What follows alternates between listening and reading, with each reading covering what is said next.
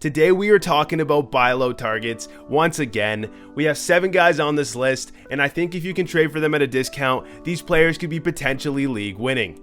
Let's dive right into it. Number 7 on this list is Patrick Kane of the Chicago Blackhawks. As you may know, Kane has struggled this season, only recording 25 points and 5 goals in 33 games.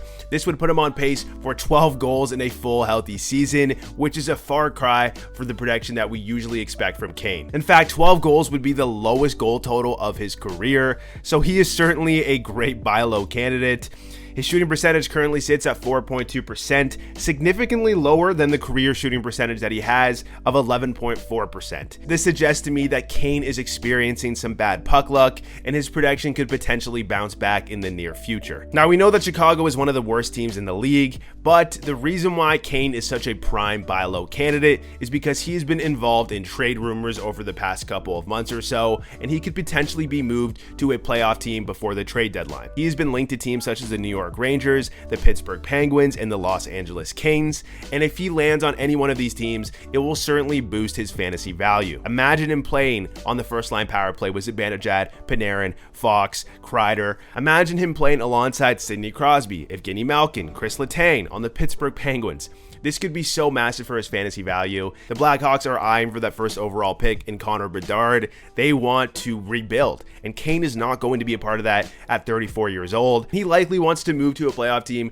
where he has a chance to win another Stanley Cup. With that being said, we do have a pretty good sample size through 32 games, so if he stays on the Blackhawks, probably not the best trade to make. But because I do think he's going to get traded, this is a high risk, high reward situation that could favor your fantasy team if he lands on a playoff team in the future. Overall, while Kane may not be performing at his usual high level, his shooting percentage is really low and he could get traded to a really good team. So that is why I think you should buy low on him. Only trade for him if you can get a good discount, and if you do, this could be a potentially league-winning move. Some trade ideas for Patrick Kane include Jamie Benn of the Dallas Stars, Travis Konechny of the Philadelphia Flyers, Rickard Rakell of the Pittsburgh Penguins, Matt Boldy of the Minnesota Wild, guys like Carter Verhaeghe, and maybe even defensemen such as Hampus Lindholm and Filip Forsberg, who I believe are sell-high defensemen. A lot of these guys have really high shooting percentages, which is why I think they make good trades for Patrick Kane. The next player on this list is defenseman Devon Toews of the Colorado Avalanche. He's coming off a career year last year where he put up 13 goals and a total of 57 points in 66 games, a year that he was plus 52 on the season. However, Toews has been pretty disappointing this year with only 2 goals and 19 points through 31 games. And you might be thinking to yourself, hey, last year was likely an outlier for Toews. If we're looking at his career stats, it was. However, I still think that Toews is a prime buy low candidate for a number of reasons, and I do think that his production will increase as the season goes on. First of all, the Avalanche have been so injury riddled this year. It's been insane. They've missed out on McKinnon for over a month. Landeskog hasn't played a single game. Nichushkin has been out for probably 5 or 6 weeks this year. Bowen Byram is still injured. We have all of these guys that are missing for the Avalanche, and that is going to hurt production. With all that being said, McKinnon is going to be back this week. Landeskog is going to be back sometime in late January, early February. Nichushkin, he is day-to-day or potentially week-to-week, but he will be back soon. Byram will eventually be back probably in a month or so. So when those guys are back and the Avalanche have a fully healthy team, Toews' production is going to go way up. The second reason why I think he's a great buy low candidate is because his shooting percentage is the worst of his career. Career shooting percentage is 6.5%, and his shooting percentage this season is 3.5%. So I expect this to come back to normal soon, and that means he's going to score more goals. Overall, I love trading for buy low defensemen because of positional scarcity, and Toews was amazing last season, one of the best fantasy defensemen in the league. I would suggest trading for Toews before these injured players come back and he starts producing more, and some good trade targets in my mind are Filip Forsberg, Hampus Lindholm, Mikhail Sergachev, Shane Gostisbehere, Ryan Pulock, and Tony DeAngelo. These guys probably have better season ranks than Toews at the moment. I just think Toews has more potential than the guys on this list. If you trade any one of these defensemen for Toews, you will be winning that trade and helping your team in the long run. Number 5 on this list is Filip Forsberg of the Nashville Predators, and he is making this buy low list again. I talked about him in my last video, and I told you to buy low on him.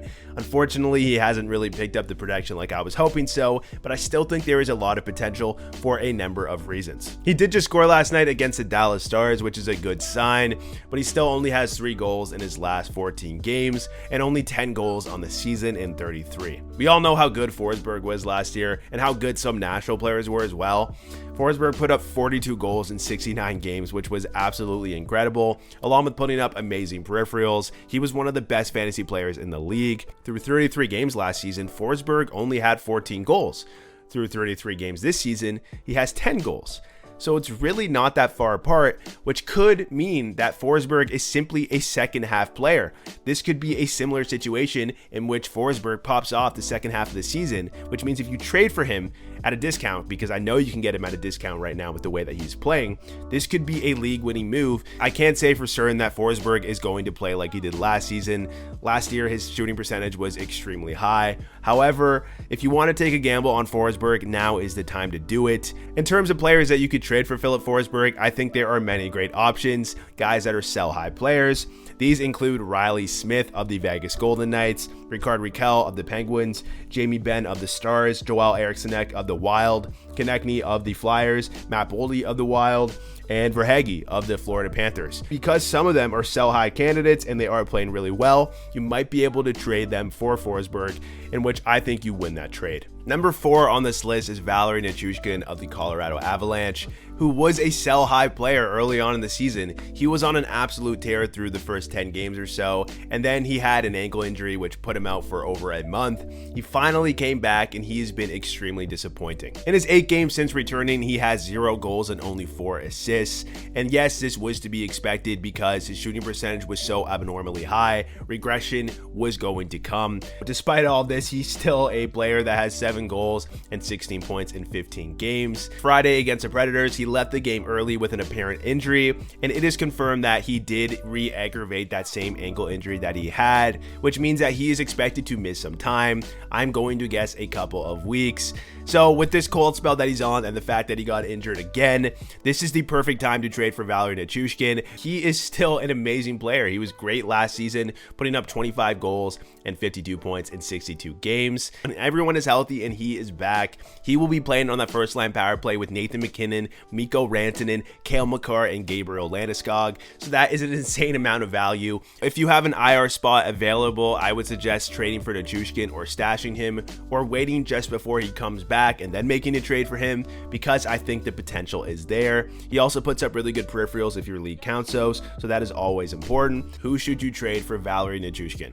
I think there are many players that you could trade for him right now because his value is so low. But some suggestions here are Riley Smith of the Vegas Golden Knights, who has been scoring a lot of goals. His shooting percentage is really high, and I don't know if it's sustainable. We have Rickard Rakell, another guy that is scoring a lot of goals, and maybe he could be replaced by Brian Rust on the first line power play, which would tank his value. Maybe a guy like Jamie Benn, who also has a high shooting percentage, Joel Eriksson Ek, who I think Valeri Nichushkin has more potential than, Travis Konechny, who also has a high shooting percentage and is playing on a really bad team, and guys like Matt Boldy and Verhaeghe, who I do think have potential, but they're just not on the level of Valeri Nichushkin just quite yet. Try to get creative and make a trade for him, and hopefully it works out in the long run. Number 3 on this list is another guy that I talked about in my last buy low video, and unfortunately his production has stayed the same. He has not really improved. The only thing that is a bright spot for Hedman is that he got put back on that first line power play, which I stress was extremely important for his fantasy value. I still think he has a lot of potential for a number of reasons, so I will explain to you why I think you should trade for him. He only has 1 goal in 30 games. Last year he put up 20 goals in a full season. His shooting percentage is at 1.6%, and he has a career shooting percentage of over 6%. So I just don't think that he is going to keep playing this bad, especially with him being put back on that first line power play, a power play that he had 38 points on last season. They still have the same team. They still have those superstars. And I think Hedman is just dealing with bad puck luck, and he will bounce back. He will start scoring more goals and putting up more points. I truly believe this to be true. Just look at last year, guys. He had a career year where he put up 85 points in 82 games. He didn't suffer some sort of injury that could be impacting his play. Tampa didn't change their team drastically. I think Hedman just needs to find his confidence back. If you trade for him and you get him for a discount, in which I believe you can, this could be league winning. Some good trade ideas for Victor Hedman. If you're trying to trade a forward for him, I think a guy like Ryan Nugent-Hopkins could be an amazing trade. trade. I traded Nugent Hopkins about a month ago, and I do kind of regret that decision. However, I still don't believe he's going to keep up with this production. His shooting percentage is extremely high, and he is known to start off hot, and then his production falls off a cliff as the season goes on. So this could be a really good move for you due to positional scarcity, like I've said. But if you're looking to swap a defenseman for him, you could do a guy like Brandon Montour, Hampus Lindholm, Brent Burns, Gustav Forsling, Mikhail Sergachev, Filip Hronek, Drew Doughty, and Quinn Hughes. I really do think that Hedman is better than all of these guys. We will see what happens. I hope he can find a groove, but for now, you can get him at a huge discount and likely make a really good trade. Number 2 on this list is Kevin Fiala of the Los Angeles Kings, and he has been pretty solid this year in terms of point total with 35 points in 38 games. The only issue with Fiala is that he's having trouble putting the puck in the net with only 10 goals in these 38 games, which would put him on pace for 21 goals in a full season. This would be one of his worst goal totals in terms of pace over the last couple of seasons, and we saw what he did last season with 33 goals. Now is the perfect time to trade for Kevin Fiala because he is going through a cold spell with only 1 goal in his last 10 games. But the most important reason why you should trade for him is because the legend of second half Kevin Fiala. And what that means is that in the second half of the season, the legend says that Kevin Fiala is one of the best players in the NHL, which is entirely true, guys. Look at last season with the Minnesota Wild. He only had 6 goals through his first 30 games, so it was likely even worse than this season in terms of goal pace. And then come January, Fiala absolutely popped off. He had 27 goals in his last 52 games, which was absolutely incredible. He is playing on the first line in the first line power play. He's playing even better in the first half than he did last season, so he could finish with more goals than he did last year, believe it or not. Yes, Fiala is on a different team, and this could impact his ability to pop off in the second half, but he really didn't even see a lot of first line power play time last season on the Minnesota Wild. In fact, he's on pace for more power play points this year on the Canes than last year. The Canes can score a lot of goals, and with the skill that Fiala has, I just think no matter what happens, you are going to get an amazing player who is likely going to put up a lot of more fantasy points and score more goals throughout the season. In terms of players that you could use in trades for Kevin Fiala, I will stick with guys that have high shooting percentages and have unsustainable production, and these guys include Ryan Nugent-Hopkins, Riley Smith, Ricard Raquel, Jamie Benn, Travis Konechny.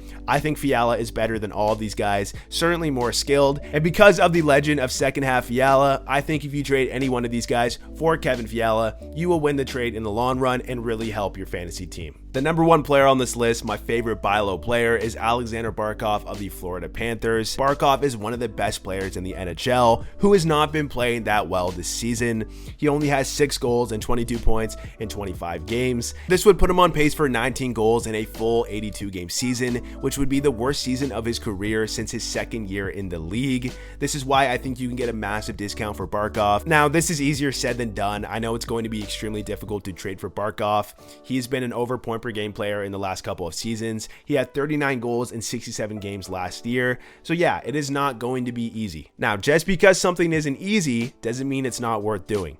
So try to get creative and trade for Barkov right now while his value is probably going to be the lowest of the season, and you will get a guy that is going to help your fantasy team massively. His shooting percentage is half of what his career average is, so this indicates to me that he will bounce back. The Panthers can still score a lot of goals even with the new team that they have, and I think Barkov will come back to being that guy who is an over point per game player and scoring 30 plus goals. In terms of trade targets that I would suggest for Barkov, you might want to try guys like Ryan Nugent-Hopkins, Bo Horvat, and Pierre-Luc Dubois, guys that have really high shooting percentages and guys that are obviously not as good as Aleksander Barkov. This might be difficult because everyone knows Barkov is better than these players, but you still want to try just in case. If you don't feel like those guys can do the trick, then maybe try players such as Artemi Panarin, Zach Hyman, and John Tavares, guys that I think are not as good as Barkov in real life or in fantasy. Or you can do my personal favorite,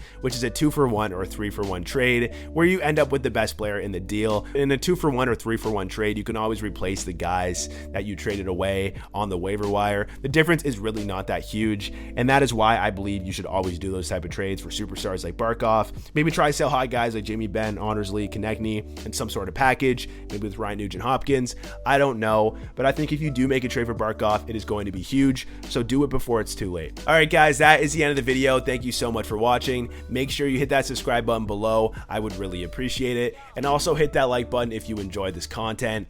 I will be seeing you guys soon with a new video, and like always, have a good one.